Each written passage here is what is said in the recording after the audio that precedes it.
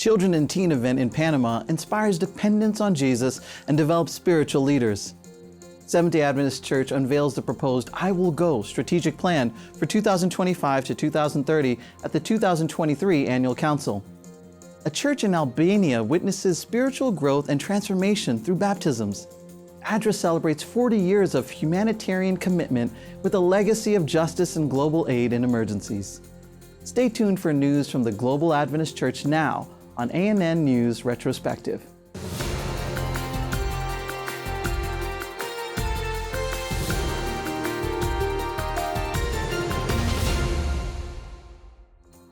The Adventist University Center of Sao Paulo, UNASP, in Brazil, has a special place for religious games for students of the institution and the community. The Save Point Recreation Library aims to promote leisure time for students to help them develop both academically and spiritually. A playful space dedicated to college students and the community for social, academic, and spiritual development. This is Save Point. In this environment, fun and learning come together. The space operates at NASP Engenheiro Coelho campus and emerged from a project by Williams Costa Jr. of Communication and Religion, among other partners. Save Point was born in March 2023, created by Pastor Eric Lima, Pastor Danny Bravo, and me. The objective is to provide UNASP students with an environment where they can learn about the Bible through educational games on Saturdays. It is also a space where we create religious games for the Adventist community. The Play Center operates on Saturday mornings with Sabbath school and opens in the afternoon for students' fun. All of this with a vast collection of Christian board games. It's a well-prepared environment to welcome the group. The Play Center space aims to combine pedagogy with creating memorable moments and building knowledge through these memorable moments with friends, using games and activities that provide positive stimulation for the individual and their community or group of friends. Therefore, the game library provides students with the opportunity to be here, develop themselves, and construct knowledge in the most positive way possible. This, of course, leads to their spiritual growth as well. During the week, Save Point becomes a space for research and an extension of the classroom, serving both the UNASP school and undergraduate courses. The theoretical class becomes practical. I could say that the Play Center is a space for experimentation. Here we can observe and apply what is always discussed in our classes. So in terms of research about learning retention, motor skills, psychomotor development, we can see practical examples through other students. Besides being a fun space, it also becomes a place for studying. For future professionals, this game lab is an opportunity to boost their resumes. Through this space, students can prioritize scientific research and development. We have about 80 games available in the Play Center, and we receive students from the Center for Pedagogy, Psychology, and Engineering who come here to learn more about the Bible through games. But beyond that, in Save Point, we have a physical and in-person environment where students who are taking other courses, obtaining other qualifications, can also develop game design skills. Gamification is a path that the Seventh-day Adventist Church has found for evangelization, and UNASP has been part of this great movement. With the course in digital games from Adventist Distance Education, several developers have emerged, allowing us to create more games and reach more people.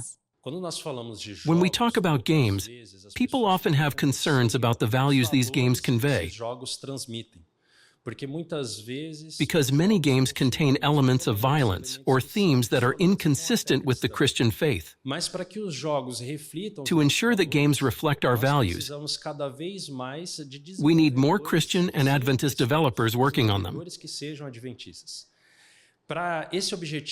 To achieve this goal, UNASP offers a course in digital game development through distance education.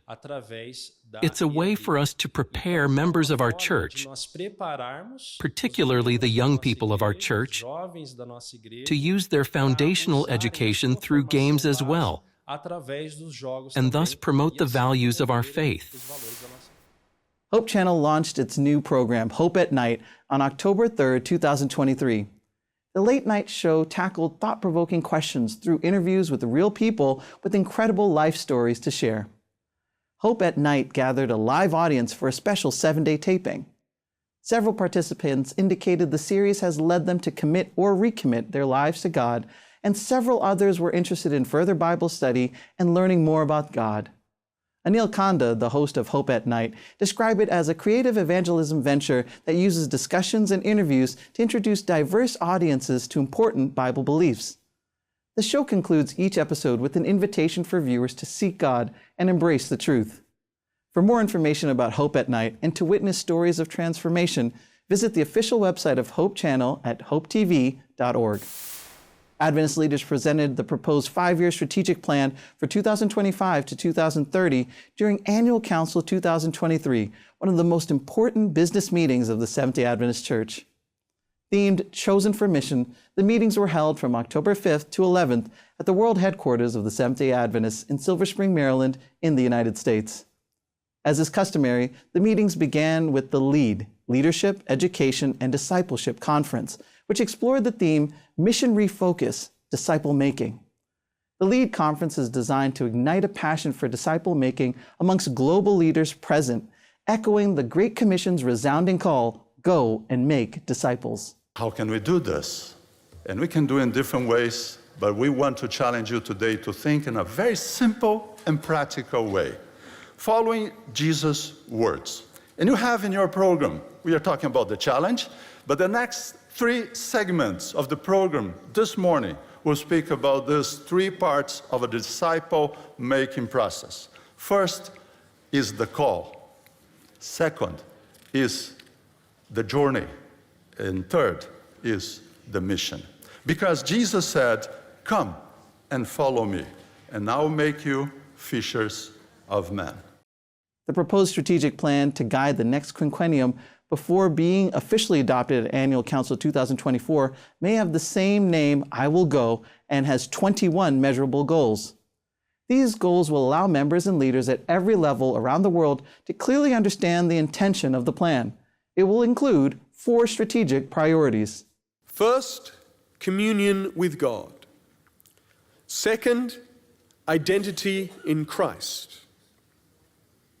Third, unity through the Holy Spirit. And fourth, mission for all. We would like this plan, with its 4 memorable priorities, to go far and wide in the church, and therefore we want it to be easily understood by church members as much as by high-level church leaders. To conclude the segment dedicated to the 2025-2030 strategic plan, Ted N.C. Wilson, Paul H. Douglas, and Ayrton Kohler, the 3 administrative leaders of the General Conference of Seventh-day Adventists, offered their support. Now that we have these 21 measurable goals, now that we have 4 strategic priorities, it is incumbent upon us to ensure that the resources that God has given us for mission are appropriately aligned to this mission that we will engage in.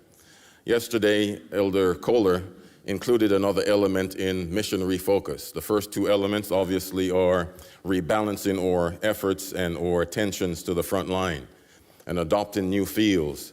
Then he added disciple making. But I'd like to add a 4th today, mobilizing the resources God has given us for the mission. We are planning for the future, but mission refocus can start now. And let me just highlight something to you. We have a special combination right now that we need to pay attention. First, we have mission refocus as a movement. It is helping us to put emphasis on mission. Second, we have next year the 150th anniversary of our mission. It will be another opportunity to highlight mission to the church. Number 3, right now, we are studying the Sabbath School study guide, or the Sabbath School lesson about mission. We will have 3 months to highlight to the church the need of everybody be involved on mission. And according to Pastor Ryan and Dr. Trim, mission is one of the emphases of our strategic plan. I think that we have everything in place to move forward with urgency. Total member involvement, Pastor Ryan, is absolutely essential because God doesn't ask this room to simply accomplish the mission. He asks everyone to be involved, everyone doing something for Jesus. Everyone can have an opportunity. And as we move into our annual council, you're going to hear repeatedly the clarion call for everyone to be involved in this mission and saying, yes, Lord, I will go. I have to tell you, we have spent in our small executive group, and then, of course, beyond that, in our future plans working group, which has helped to put together the strategic plan. And those statistics that you saw today, let me tell you, those are sobering. Those are challenging, many of them. We have a lot of work to do within the church in order to then share outside the church. But all of us can be part of that strategic plan, saying, yes, Lord, I will go. I'll be part of it. And that's why total member involvement, global TMI, is so important. The Adventist Development and Relief Agency, ADRA, celebrated a remarkable milestone. 2023 marked 40 years of ADRA's commitment to humanitarian service. The milestone also highlighted the organization's enduring legacy of justice and compassion. Over the decades, this agency has earned global recognition for its outstanding emergency aid efforts, responding to thousands of calamities and natural disasters worldwide. Hello, my name is Michael Kruger, President of ADRA International. This year, ADRA celebrates a wonderful milestone of 40 years of service to vulnerable and marginalized communities around the globe. ADRA's first major response in 1983 was to the significant famine in the country of Ethiopia. And since then, ADRA has responded to thousands of natural calamities. It is important for us to look back and to reflect on how God has blessed this agency, to learn the lessons from the challenges that we have faced. But more importantly, ADRA needs to ensure that it stands ready to respond with justice, compassion, and love. Since our very earliest days, ADRA has been known for emergency responses around the globe. As we look at media today, hurricanes seem stronger, tropical storms bring more devastation, extended droughts impact farmers, and so ADRA has pivoted and changed in order to be able to respond to these challenges. ADRA's development work takes place under three core pillars, one of which is health. In communities struck with perhaps long-term drought or being ravaged by storms, access to things like clean running water and sanitary services is not that simple. And the people who are most affected in these circumstances are children.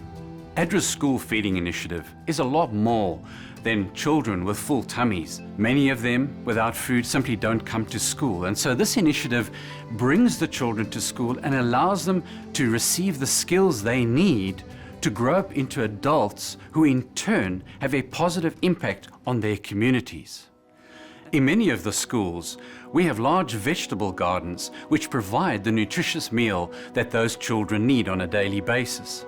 But it also provides the opportunity for the parents to become involved. For communities in need, very often all they simply need is a helping hand. That helping hand could be the provision of a skill, the making available of a small loan, or the marketing of a product.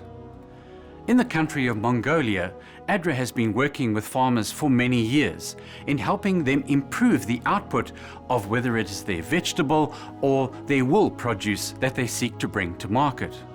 These projects of ADRA provide aid to the farmers. It includes sustainable planting techniques, assisting farmers in packaging their goods in a way that is appealing to consumers.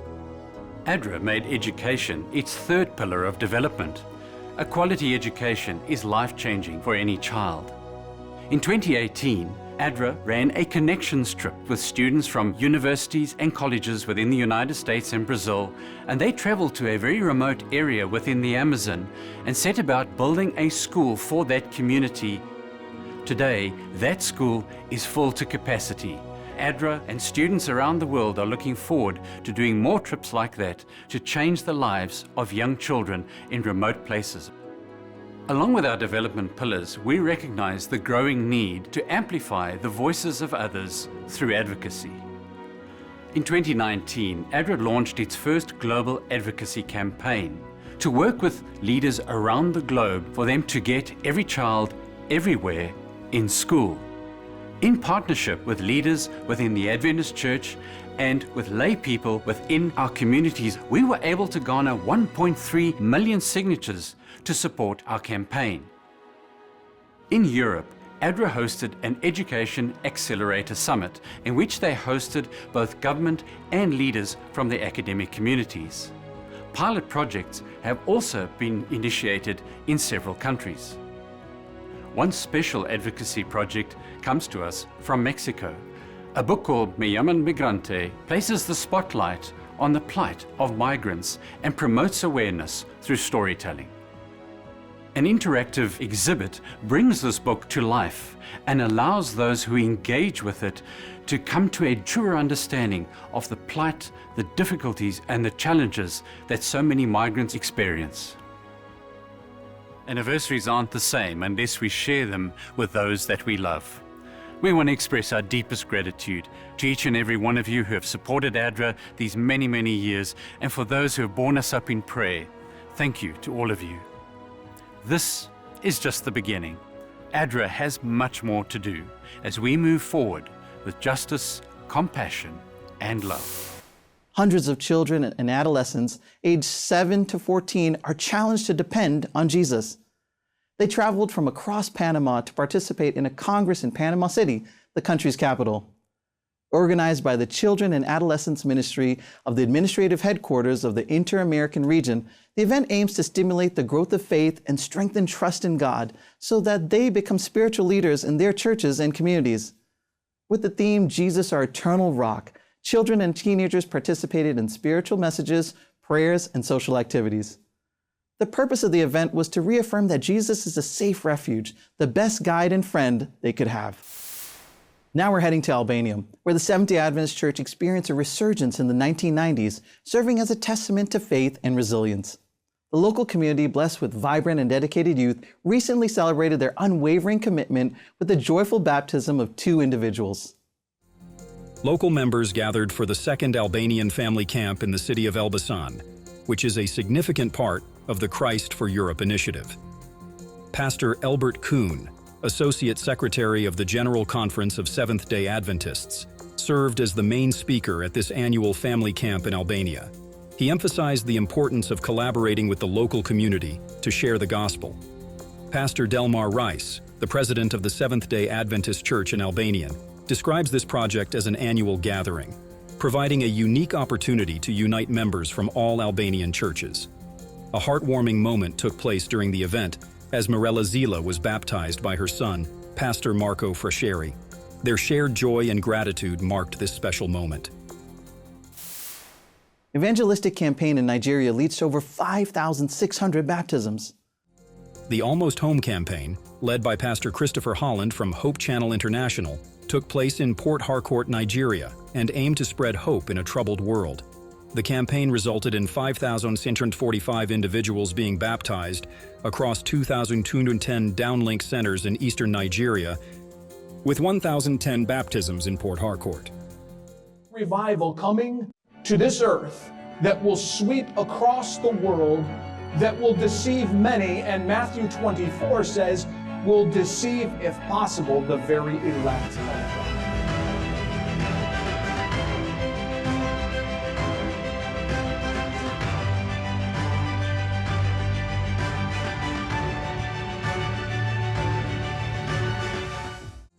Among the many stories of transformation that followed this evangelistic series is the story of James Enuada Didia, who renounced ancestral worship despite threats.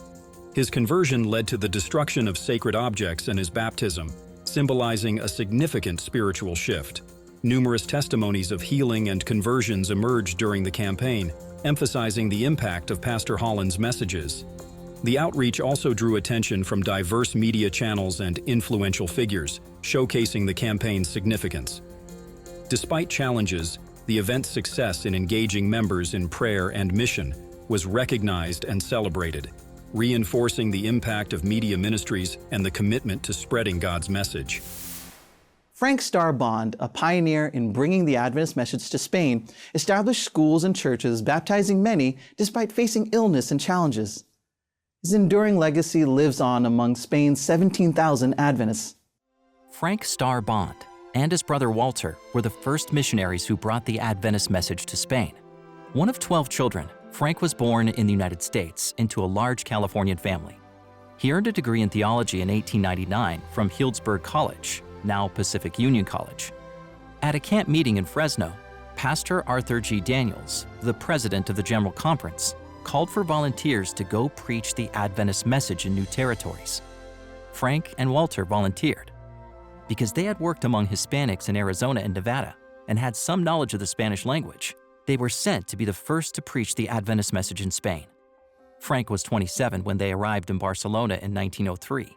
Before long, they moved to the city of Sabadell, where they established a school. Missionary work, colporteur ministry, and public lectures soon bore fruit, and 3 people were baptized. 2 years after his arrival, Frank fell ill with smallpox and had to return to the United States.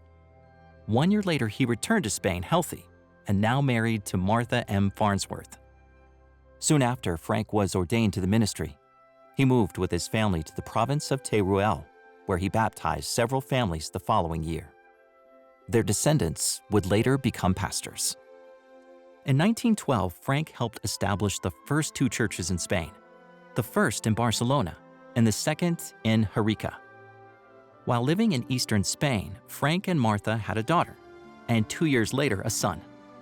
Frank became the second president of the Spanish mission and worked in Spain until 1923, when exhausted from work and sick, he returned to the United States.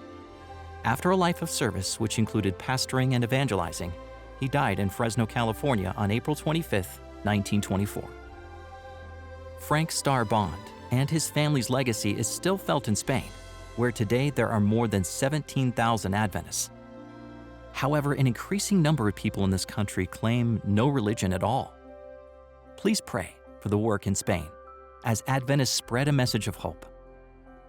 To read the entire story about Frank Starr Bond and other articles, visit the Encyclopedia of Seventh-day Adventists at encyclopedia.adventist.org. Thank you for watching ANN. Join us next week for more news from the headquarters of the Seventh-day Adventist Church. Did you know the Seventh-day Adventist Church has a YouTube channel where you can watch ANN Video, ANN In Depth, and plenty of other amazing videos on prophecy, health, and Bible study? Just go to YouTube and search for the Adventist Church. Make sure you click the subscribe button so you never miss a new video. And remember, leave a comment or a prayer request. We have a team dedicated to praying for you 24 hours a day, 7 days a week. Before we say goodbye, we'll leave you with some good news from the book of Psalms, chapter 23, verse 4. Even though I walk through the darkest valley, I will fear no evil, for you are with me. Your rod and your staff, they comfort me. That's our program for this week. And remember, you can always visit adventist.news for daily news and videos. Until next time, God bless.